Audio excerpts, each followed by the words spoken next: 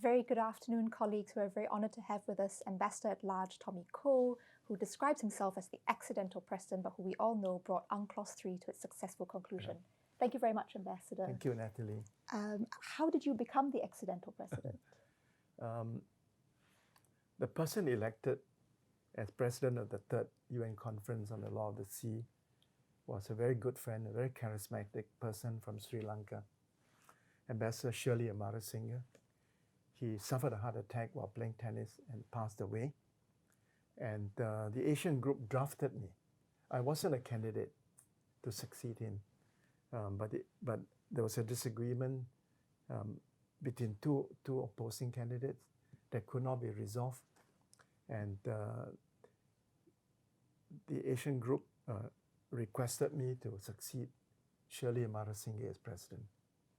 So I call myself the accidental president. You sounded like a consensus candidate, but still rising in challenging circumstances. Did that pose particular challenges to your time as chair? I faced three huge challenges when I became president of the conference. I had to try to bring to a resolution a disagreement between two opposing groups of delegation on a compromise language on sea boundary delimitation. Delimitation between economic zone, continental shelves. I asked my good friend Ambassador Satyanandan of Fiji to help me. And after much subtle diplomacy between the two opposing groups, we came up with a compromise language, which is embodied in paragraph 1 of Article 74 and 83 of the Convention. So that was one challenge. The greater challenge was the extensive amendment submitted by the Reagan administration to Part 11 of the Convention. The amendments are so extensive, they were contained in a book with a green cover, and we call it a green book. The developing countries were not willing to negotiate with the United States on the basis of the green book. History may not remember that I actually requested a group of 12 small and medium-sized Western countries to play a bridging role. And this group of 12 actually came up with a set of compromise proposals, which in my view would meet both US interests and the interests of the developing country. Unfortunately, the US rejected them. Yeah. The third challenge was that when we opened the gate for amendment, there were 33 amendments submitted. I invoked Rule 37 of the Rules of Procedure and declared a 10-day cooling off period.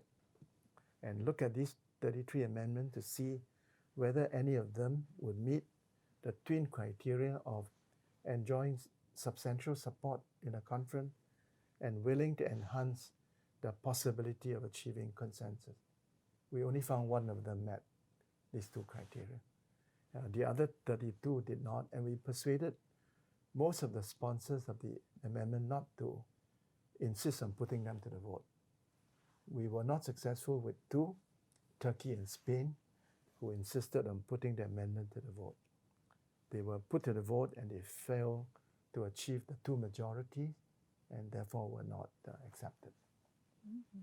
So moving from the history of the negotiations to how UNCLOS is received today, many scholars have said that it is a product of Western values or that it merely codifies existing law, and this has resulted in different means by which UNCLOS is received and implemented. What are your thoughts on that? I think both perceptions are wrong. UNCLOS is certainly not a product of the West, nor is it a mere codification treaty. I would describe UNCLOS as a revolutionary treaty.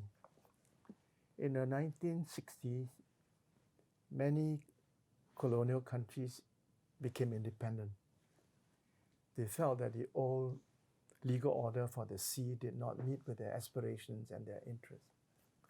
And the Latin American coastal state led this movement. They wanted to change the legal order. They extended the territorial sea.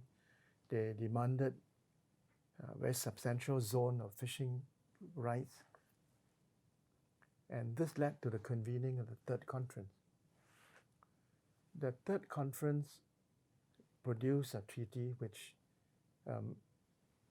met the interests of the developed, advanced countries, but also the aspirations of the developing countries. It created new law. There are many concepts in the convention which are new, like transit passage, archipelagic sea lane passage, the exclusive economic zone, the common heritage of mankind, you know. So it can neither be described as a product of the West nor a mere codification treaty. Thank you very much, Ambassador, Pleasure. for the rich sharing this morning. Thank you.